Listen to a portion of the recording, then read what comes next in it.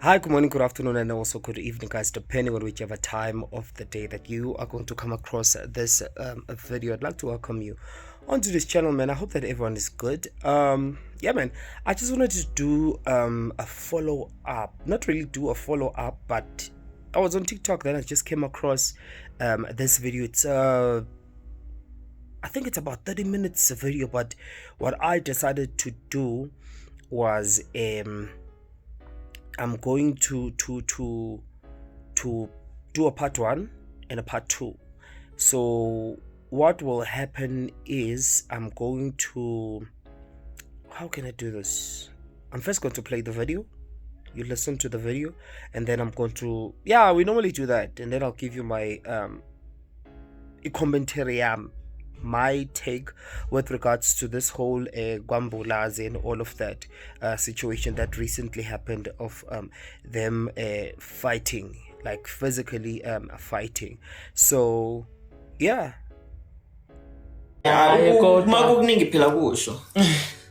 Sometimes we may be in love with the feeling that somebody is giving us because of project uthanda siyifilela kulona ngaphakathi, or sometimes we are in love with the idea of being in love. But mina ngifuna ukwazi wena ukuthi njengoba uthi uyayithanda lensizwa, yini oyithandayo? Yeah, I want to say something. Yeah, mama. Okay, I think the moment he doesn't join that, let's make that equal effect. All right. I guess all in the same room. Yeah, we're all in the same room. Yeah, that's why we are having that equal. The echo, sorry, the echo. Okay. We're all in the same room. Imagine so near the moment to just Mambulazi, so near the moment. Now, when you're speaking, there is that echo. I'm not sure it's coming from, but guys, we just, yeah, we'll carry on. Kuluma Mambulazi, otherwise it interrupts the flow of our conversation. So I want to It's in. because ngiyabona ukuthi no. I'm a comment. Okay. That's fair. Okay. All right, let's go. So mina engakusho nje ngombulazi ebo uthanda ngitshengisa lona angaze ngal experience before ikhe yakhe nendlela akwazi ukuyisola ngayo, indlela akwazi ukuxolisa ngayo. So ngisho ukuthi ambala amadoda ukuthi mina ngobenza iphutha umuntu ekwazi ukuxolisa etshengisa ukuyisola. So umthanda lokho ukuthi kufuna wenza amaphutha mase yayisola. No, angimthande ukuthi kumele enze amaphutha Umbuzo wami mase. wazi umthandelani? What are some of the reasons that you love? Mhlambe, let's do it as an exercise while we are working. Ungiphi ipen nephepha. While you're working, I want you to write 5 reasons why you love Mbulazi. Mbulazi, what do you do? I'll come in lan. Iqale nini lento yakho mfethu yokuba ne-anger? Ngasho ukuthi lento yamqobo ngiqale this year. Why? Mawucabanga ngokubona kwakho mhlambe iziphi izathu? Mina ngibona wami ukuthi uMambulazi ngoba sixabana njalo. Benixabana njalo nisaqala ukuthandana? No. Yini eshintshile? Okushintshe kephi? Bengithi kushintshe angazi futhi angikhulumi ukuthi kushintshe. Ngibuza ngamabomu lo mbuzo because ngifuna nicabanga ukuthi manibheka ngithi ngiyazi ukuthi ama relationship aqala abanama phases kuba khona honeymoon la yonke into ihamba right. But ikephi la and it's yabona ke la ngase siqala ukugejana phinde ngigejana. Mina engakusho hlase into engiyibona sinombulazi iyasixabanisa. I-long distance relationship iyaxabanisana. So sinombulazi since ngihlala efonini ngihlala eTown ngiyibona siyakhumbulana sizixabane. So yonke engengisho lonto naye futhi ngingimtshela yona ukuthi hlase ngoba ukukhumbulana sisiva sixabana ngisho into umsangano kwaye manje sixabanisile umsangano. Esinge ngisayisho ukuthi yona kwathi umsangano into angempela hayi kancane umsangano umbhedo ogcina umbhedo guys umbhedo usixabanisile ngombulazi. So niqonda ungijazi icishe kwaphuma ihlo kwawumuntu ku-21st floor for umsangano. Ngizothi no ufune nginisa isibedlela seyinhlanya ngeke azifune nifunele iward fortnight ngeke konke wrong. Yeah. You'll need to be admitted if nizohlangana emsangano. Uthini Mambulazi? Hey, yabo to reflect kule nto ayishoyo. Le nto ayikhuluma njengamanje. Ukuthi sibanele into engekho. yazi into engekho ngempela ayikho nje total because into engakwazi ukuthi ikusinto kuyinto engakwazi ukukhulumeka yabo futhi so mina into engiyithanda ngayo Mambulazi into mina uthando iminingi yalo kimi ukuthi ngicela ubhale ezo-5 izinto omthandela zona sizoxoxa ngazo nawe uzobhale zakho yeah so uthando kumina luchaza ukuthi bhala sisi yeah baba uthando kumina luchaza ukuthi ukuba necare nomuntu so ukuhlangana kwemoya emibili you know kodwa ukuthi bengazisho bhala why usaqhubeka bhala usakhuluma no ngizobhala no instead like ngiyadodja guys ngizobhala ambulance izona zinto lezi engibe nazo emqondweni mhla ngithana noMambulazi ukuthi yonke into engifuna ukuyenza ukuthi ngifuna ukwenza sure ukuthi akasweli isikhathi sami naye ngiyamnikeza akungabe nelodwa ilanga lathi uyangifuna khona ngangitholi akabe awangitholi ngenxa ukuthi into esirious engibabhizi yabo so and nothando kuba ukuthi angimkweleti ngihlezi ngimtshela nje ukuthi too much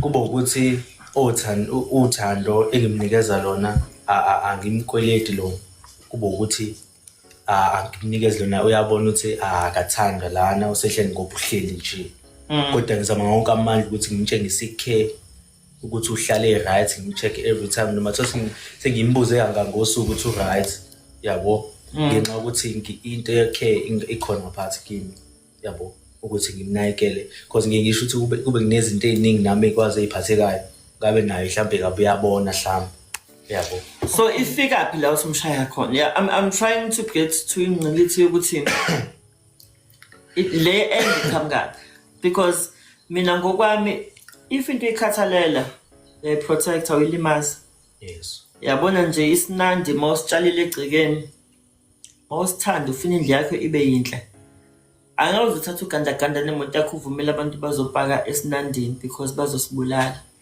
but you wake up every day usichelele kufika phi la khona wena usuletho gandaganda la esinandini sala ekhaya kufika phi mina angazi noma ngizothi ngoba mhlawumbe ngenza amaphutha amaningi yini imap okay angifuna ngena ngamaphutha yeah uyafeba engifeba Okay. Yes, ngifeba angibambe nje uMambulazi. Okay, I think some things do not be discussed on the live. Sure. Okay. Sure, yeah. Yeah. Carry on. No, yeah, So, noted. ngiyacabanga ukuthi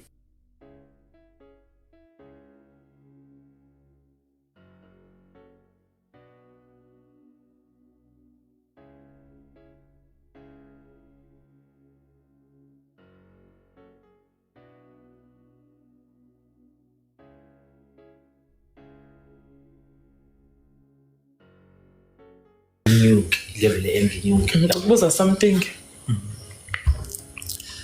Kenze ukuthi umuntu mekuthanda kakhulu egcina ukuthi usekuthanda ngoba angazi ngizothina ebe nesikhwele sokuthi nje mina ngixabana efuna ukukushaya ngenxa ukuthanda kakhulu kuyenzeka noma khona uthando kanjalo.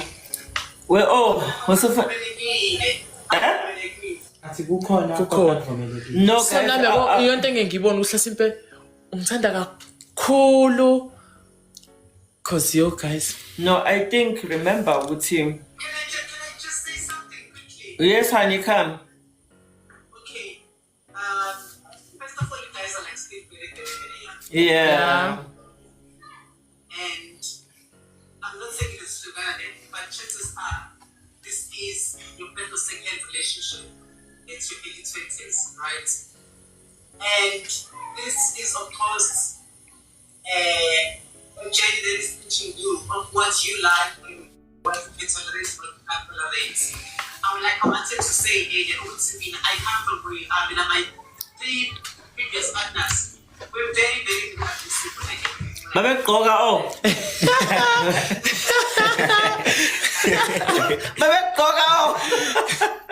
I'm not making fun of it. I'm just, changing umoya kancane. Yeah. And when I look at it now, I'm like, that could have been avoided, And also, it's trust. When laphana Most of these guys felt like I was going to cheat. Even if I didn't cheat, I didn't cheat. But they always felt like I was going to cheat. They suspected if I'm talking to a guy, I'm going to cheat. Which is why it's important for you to be in a relationship with someone because if you're with someone that you trust and you're willing to also overlook these events in your mind, because sometimes it creates things in our minds. So can I just interject here? Yeah. Do you think some of these guys were insecure, or do you think some of these guys were jealous of you? Yeah. Which one? Both of them I'm saying they are both insecure, but also now my previous relationships, there were moments where I was insecure, and there were moments where these guys were insecure. Okay. So when you are young, unfortunately, and you haven't seen better, you are going to feel like somebody's coming to take your space. Also, the people around you, or even his friends or your friends, are going to tell you somebody looks better than the other. Somebody is more wanted than the other. Of course, there's going to be jealousy. It's about you assuring each other to say, guys, listen, baby, I love you and I want you only. Ooh, I like that. I think Mistakes in the past that have happened, and reassure your partner what is not going to happen again. But I want to interject again there. If a person does not get help with issues such as anger or petty na toxic, very seldom bezoyiphumela bona because i-awareness isuke ingekho. They don't even understand their own triggers. So basically what you are saying, or what I'm gathering, is that Ubaba Mbulazi, if at all this is going to work, he needs to commit to getting help. Because nami angeke ngivume ukuthi abuyele empilweni kaMambulazi engalitholi ukusiza ukunderstand ukuthi lento eyenzakalile ayikho right. And yes, sometimes ngeke simblame because mhlawumbe yinto akhule eyibona. Most of us come from toxic or model toxic relationship because we come from amakhaya are toxic, where we watched our parents mauma ekhulume kanje nobaba ubaba aphendule ngalendlela. So we model that because that's what we see. But kudingeka ukuthi lo mase sibona ukuthi okay, this is not a healthy way. How do we find alternatives to that? Am I getting you right? Yeah. People are saying these words, so let me tell you something. I grew up in a household where my father was really sick, really sick. But not once have I ever put the one very sick because I knew that's not what I want for my life, and that's not what I want for the person that I love. Because I really believe that if you love somebody, you need to protect them, you need to take care of them, you should never get them. There's no one there's when I could say I've ever dated them when I was violent in a relationship, or I was cheating, or I was inconsiderate. Instead, I was the one in the receiving end. And the funny thing is that I always tell people to be patient because I know to say, leave now, it's not comfortable because you want this person. You are hoping that this is going to manage because they tell you that baby, I won't do it again. And when you look at them, because you know this person, they are not like this, you believe them and you still want to be with them. So it really is up to both of you to go and seek help, because if you say one person must seek help, it doesn't work. I love that. I love that because Parties must seek help. Umbulazi is supportive.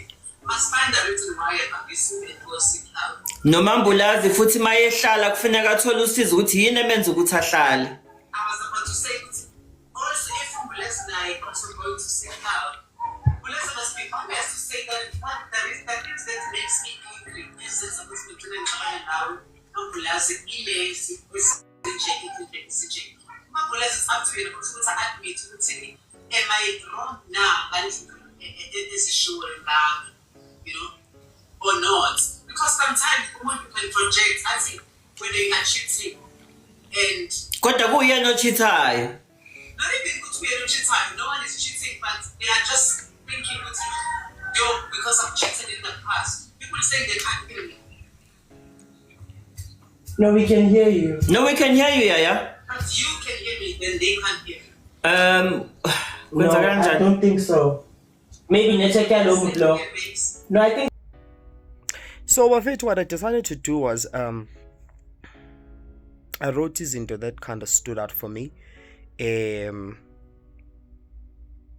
only person I know, the only people I know by seeing them is Bona Umbulazi and also Ilano.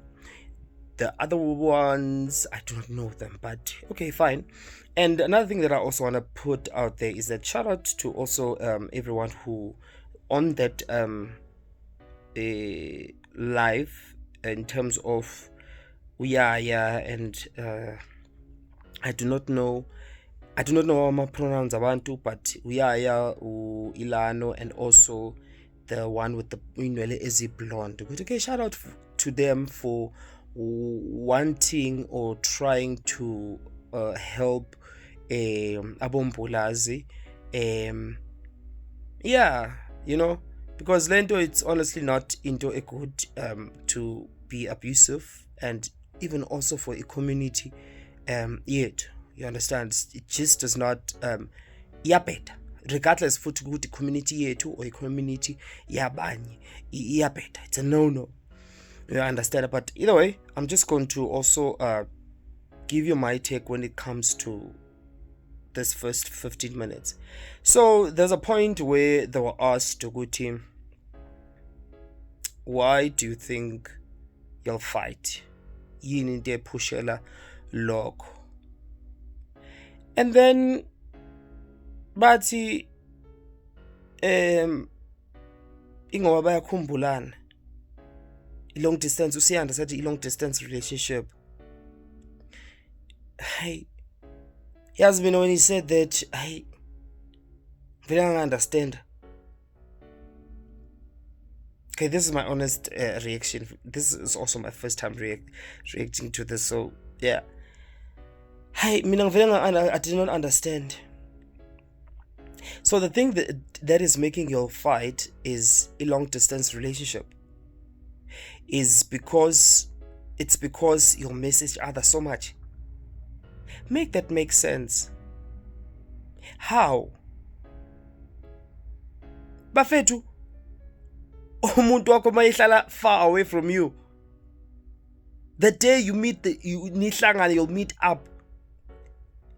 It should be in Tiwani honey and roses and what lo muntu 1 awumboni njalo, 2 uyamkhumbula, 3 nangu sela, 4 uyamthanda lo muntu wakho, uyazi futhi ukuthi isikhathi enizinaso isikhathi esilimited. For example, if you're going to meet up for a weekend, that's what I mean mangithi isikhathi esilimited. So you want to make sure ukuthi sonke isikhathi nispenda nino-2 siba mnandi, ni create ama memories, siba precious. Lolu thando ukhona umunye uzowabhala ku-TikTok wathi vele sizothini bafethu ngoba siyazi true love. Ngempela sizothini bafethu ngoba thina siyazi true love. Le akusi true love bafethu, and le akusingisho i-love at all, akusingisho i-fake love bafethu le. How kanjani umuntu wakho uthi uyamkhumbula bese wena vele decide ukuthi because umkhumbule kakhulu uvela ukuthi yazi lo ngimkhumbula kakhulu bese amvuthuza. I'm wrong. I'm sorry for laughing. Hey, and let ukuthi even yazi ngibhoreka kanjani kanjani uthando linjani le cha mina ngifuna ukuthandwa kanjalo bafethu angifuni ukuthandwa kanjalo mina angifuni ukuthandwa kanjalo. And there's even a part where uSiyanda even said ukuthi let me see, I think I did also screenshot that, where uSiyanda said that ikhona nilento leyo ukuthi umuntu, I spoke about into kanje ngeke ngakhuluma ngalento le when I did the first video, ukuthi there are people who still or have that mentality ukuthi when umuntu ekushaya sometimes usuke ekuthanda, hayi futhi sometimes usuke ekuthanda ngenhliziyo yakhe yonke.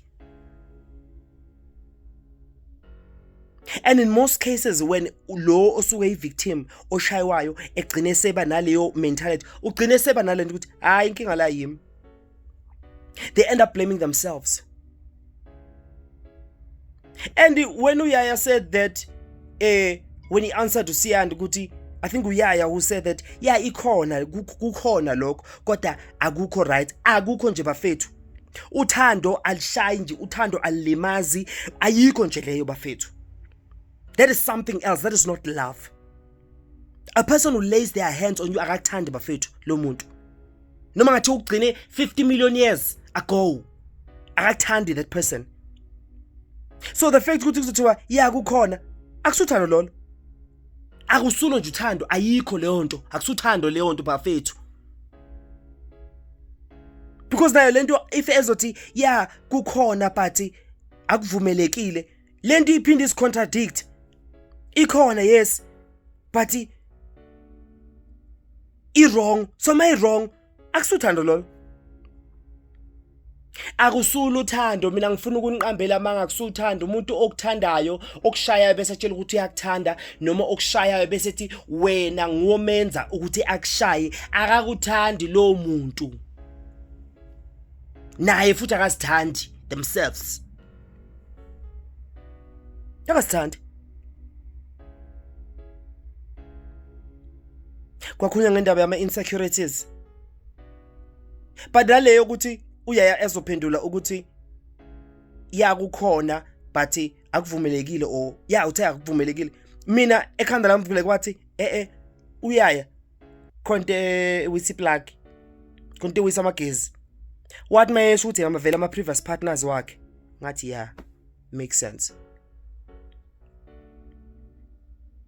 I hope naye ukwazile ukuhamba ayothola usizo ukuthi agcine kwazile ukuthi overcome what go through yona, angwazi ama pronounce akhe but lento abhekana naye. I hope ukwazile ukuthi ahamba ayothola usizo. And Rome was not built in one day, yes, but what matters ukuthi kancane I hope ukwazi ukuthi ayothola usizo, because umuntu mawumuza ukuthi ezovumela noma okay akavumi but ezotshela ukuthi lukhona uthando lokuthi umuntu akushaye but alivumelekile, shuthi likhona ishatha alivume, akusithando lelo. And yes, vele ama insecurities, because he even mentioned indaba ukuthi because uLentuzana, the one with the blonde, did ask ukuthi do you think it was ama insecurities? It was ama insecurities. This channel shema idumanga ayaziwa, but shout out to laba bayibonayo, yay. But one thing I always engisho la kuLentuzana channel yethu when it comes to relationships is that guys, work on your traumas. Work on your trauma. Fix yourself. And by fixing yourself, I mean you seek for help. Because omunye umuntu uzothena hayi ngizoba right, isikhathi sizongheal, time will heal all. Next thing you get into a relationship la ufuna uzosixaka wena. Usufuna uzosixaka, uzama ukuzosboxa bese nisakushaya. Work on yourself. Do not bring another person into your life. Wazi ukuthi nawe you're not even in good standing in your own life with yourself and your life. I like enye into futhi eziyasho by uBlonde ukuthi, my apologies for calling you that, but uBlonde leyo ukuthi asho ukuthi ezinye izinto you'll find ukuthi we were exposed kuzo sasemncane, and you end up mhlawumbe okunye ugcina usukubona ngathi oh kwenziwa kanje okukanjani. And by virtue of even our parents, because we are even mentioned it ukuthi, if I'm not mistaken, everything is alleged on this video, by the way. Anginaimali mina ngifuna so ukuthi even I think ukhulume ngomzali wakhe ukuthi umzali wakhe was also abusive. So uyabona ukuthi ekugcineni because of also abazali bethu laba abasuke beabuse, because nabo bagcine bedecide ukuthi bafuna ukuhlala or bazohlala emshadweni or emendweni or whatever. Thina nathi ezingane masikhula sigcina nathi sesiba naleyo ngqondo ukuthi oh shithi ku right because nangu umama usahleli. Oh uzoza umamesha ukuthi ayiyamthanda ubabakhe. Oh uzoza umama ogcine ubaba egcine seze ingane ukuthi ubaba wakho ngiyamthanda ubaba wakho ngiyamthanda. Ukunje sometimes ngezinye inkathi. And then you end up thinking ukuthi oh this is also love. This is also another form of love. Just that le form leyo love ayivumlekile. Mina nje ngifuna ukukhohlisa, angifuni nje ukukhohlisa lokhu uthando njani. Going back to this thing ukuthi guys work on yourselves. Not saziweka guys. Sisaziweka. Yes siyafuna manje ukungena kancane ngoma relationship because siyabona ukuthi ngathi seyakhanya. Sayibona light lapha at the end of the tunnel. Work on yourself kubalekile. Working on yourself kukusiza ukuthi ugcine usuzazi, ugcine usulungise nenkinga zakho lezo zazi ukuthi ziyakutriggerisha. Wenzele ukuthi la in future masuqala ubona ukuthi yazi lesimo lesi sifuna ukungiphushela over the edge. Uba like cousin mina ngiyaqhela la. I even said the same thing yokuthi mina I avoid finding or putting myself around people or things ezizongeza ngifuna ukulwa kuphume lo khonyofu. Why? I nami ngizayiphinda. But you get to uba naleyo privilege once you start taking the first step, second step, fourth step, ngizaya ku fifth step. Lapho sabe ku 100,000 steps that we still need to reach. But once you start working on yourself, uyabona ukuthi ish ngoba ngiyazi ukuthi lento leyo izongibhora athi ngiqhele. You understand? Uyasho ukuthi athi ngiqhele. Why? Ugwema kuthi ngazi kwenzeka into wrong. Ungazi wenza izinto ezo wrong.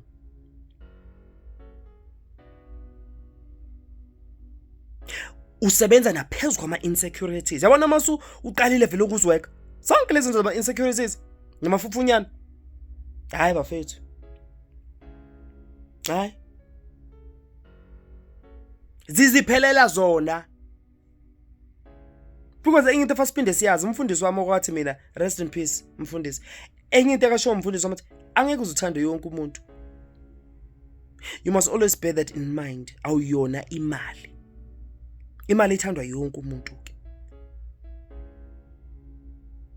So when it comes to ama insecurities emntwini wakho, if ethanda wena mthembu, if ekutshela ukuthi ekuthanda mthembu ukuthi ekuthanda. Mina sangikhuluma ngami but ngathola izizathu engibona azongikhombisa sona ukuthi yena kangithandi mina ngiyamshiya. Uyayathi mention indaba ukuthi yena akafuna ukutshela abantu ukuthi behambe or behlale. Cha mina ngiyakutshela ukuthi hamba. Shiya phansi. Lento ukuthi uzothi esho sibanibani ngiyamthanda mina nizofa abafethu. Nizofa. Ibreak kwezinye inkathi bafethu is very very important kuma relationship even empilweni nje. Because nayo futhi naleyo break when you do decide ukuthi nifuna ukuthatha break, you guys need to also have a clear understanding ukuthi why are we taking this break? Okay, start a break because we still have things that we need to work on. Mina now. And angikwazi ukuyinikeza I time frame ukuthi after isikhathi esigaka sesiyabuyelana futhi no. Because aniyazi leyo healing yeni izothatha isikhathi esingakanani. And enye into futhi ephinde ibaleke la, it should not only just be ukuthi senjaka ukuthi nibuyelana. enye into afayiphinde angeniyathandana noyithu, you must also ensure ukuthi yazi ngoba mina yesengeready but usibani bani ngoba ngiyambona ukuthi akakabi ready and usadinga ukuthi akwazi ukulungisa into zakhe athi ngimnikeze chance. Why? Ngiyamthanda. Angithamthande nje just for mina, sengimthandela ubuyena ukuthi ngimfuna be right. Omunye uzokuthi thina akusup up the build in it. Unfortunately it is what it is. If umuntu bengowakho uzobuya ku, if bengasuyeni wakho uzohamba. I-break nayibalekile bafethu, ngifuna uqambela amanga. So when it comes to indaba zama break, yenza ngisho ukuthi if decide uthatha i-break, niyakhuluma mfethu, yazi ndoda siyothatha i-break silungise izinto between mina nawe. If nenkinga zami engabhekana nosasemncane, unfortunately you do need to overcome those things, because at the end of the day the ending will not be good for you or anyone you end up with.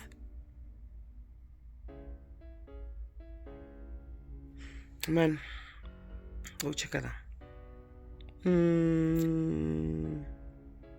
Enye into futhi, they also uBlonde did ask kulentuzana ukuthi what has he ever cheated uMbulazi. I didn't mention it video, but I was also assuming that ukuthi ngenze with regards to when uSiyanda said I think ngishayeless ngathi mhlambe it could also be that, or it could also be ukuthi mhlambe because ukusekwatile usembiza just like that. uMbulazi uyasho ukuthi yena usekwenzile lokho. Yes, ayikho i-time period yokuthi uzothi okay people should date between i-period engaka nengaka, they won't cheat on each other, but after isikhathi esigaka, yeah, then you can start expecting i-cheating. Akukho lokho. But my thing is, Eliso already useyachitha.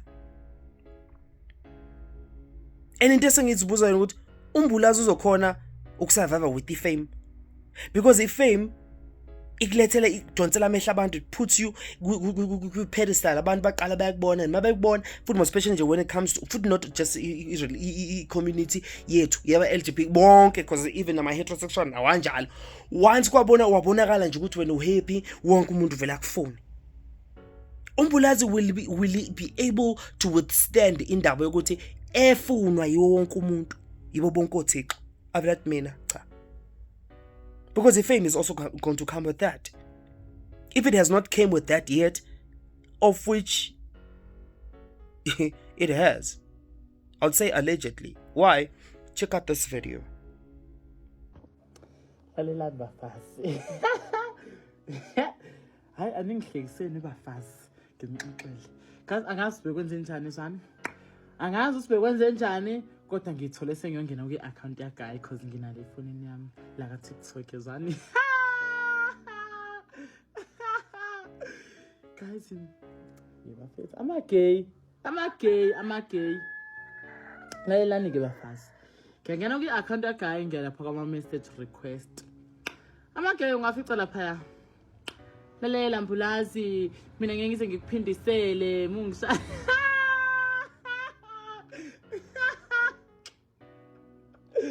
Guys, ngihleka ngazakhala mina ngempesi.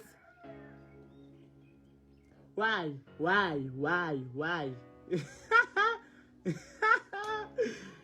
Nisho mase nifuna ama screenshots. Ningitshele ngizozwa ngani. Already Nyamuzo team Siyanda. So I wouldn't be shocked. My question is he also ready to be in a committed relationship, or do they just want to make imali and beqhubekele impilo zabo? Because akwazi ngimoshelwana isikhathi guys. Ukuthi futhi mina I always say vele mina akushi. Mina vele wachita yawane kana akushi. Angunderstand futhi ke mina. Ngono ngistandela ukuthi ngislow kungithatha isikhathi ukuthi ngiunderstand umbhedo, angeke nje ngikhona.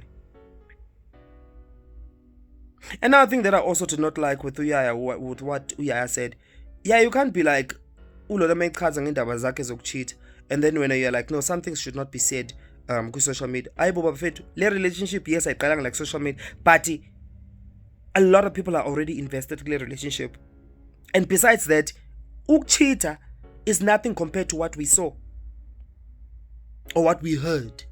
Keyword, what we heard. It's nothing compared to that.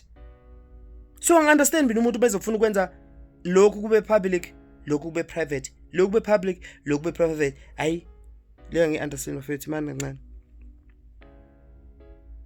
Thiwani la. Okay, let me see guys. Ish, phiphisana mfethu. And then yeah, this was in the beginning. I forgot to mention this. Sorry. So just to wrap up this cheating thing. I did also mention land with ama insecurities, okay, whatever done insecurities. With the cheating, you find with umuntu wakho, most of the time umuntu wakho vemeza accuse of cheating every 2 damn seconds. Usuke busy. Even when I see the cherry on top of the cake are my insecurities. Yeah. Even less. Cheating bafethu, different strokes for different folks. Mhlambe thina kusohle single because omunye uzokutshela ukuthi angeke ubaleke eGoli uye Newcastle ucathi izolo line eGoli kuphela nase Newcastle izolo liyana because umuntu uzokutshela ukuthi hayi amadoda ayacheat nabafazi ke futhi manje sebayacheat amahliphi sonke nje sayifebele sibuya ngizolala ke. And then eqaleni bembuza ukuthi why yiziphi izinto ayithandayo about uSiyanda and all of that. And then he mentioned indaba ukuthi love yena uthando kuye ukuveza ikhe. Umuntu onendaba naye. Yes uyamkhumbula but awumshayi. Angifuni nje ukuqhambela manga umshayi. At all. Yes, sometimes as ingane besithi masikhula our parents bebeshaya, but that is different. But we need to also speak about that because abanye bazoyithatha ngokuthi hayi uthando lomzali yabo izinto kanjalo. Yes umzali wakho usuke ekuthanda. But at that age as ingane the only thing we understand everas my cop. But uthi masukhula ubobona even nawe ekhaya kini uthi masukhula once wafika ku certain age umzali wakho akasakushaya sekukhuluma nawe. Akhulume nawe. Sekaxoxa. Same thing even applies with the relationship. In relationship na understand futhi ungena kanjani ku relationship if wena usashaya ekhaya kini. Angithi umdala. Yes, nalo muntu ojola naye ngithi semdala. Perfect. Sesiyaxoxa ke manje. Makhona engiwenzile engakuthandi, ngiyakutshela, uyangitshela. Kanjalo. I-cheating nje is off. Ukushaya nje is off. Mina nje ngifuna ukunilahlekisa bafethu. Angifuni nje ukunilahlekisa, nginithatha nginifake kuba angifuni nje ukunilahlekisa. Angifuni nje. Eyokubekezela ayi.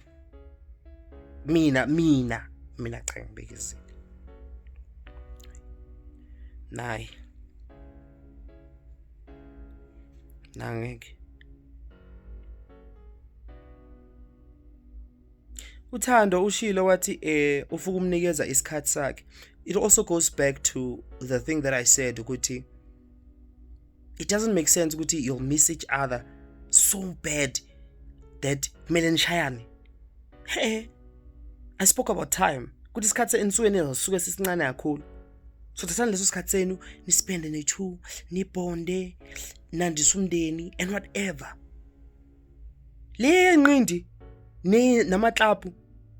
And nanokuthi it's also not an excuse ukuthi but because kuyi long distance relationship ulona afayodayisa umzimba. And by that I mean ukuthi afebe. Hayi. Achithe. Cha. Doesn't mean that. Ebengazi ukuthi ulona uhlala ekudeni. Okay fine kuseyazi ke manje ukuthi uhlala ekudeni. Kumele ke manje behlale phansi bobabili. Beyikhulume kahle ke lento yabo ukuthi okay ngoba mina ngihlala ekudeni. So it was sihlala far apart from each other. And when uyayithandela ukuthi uphinde ufebe kancane ngapha eceleni. Senza njani? They need to also have that conversation.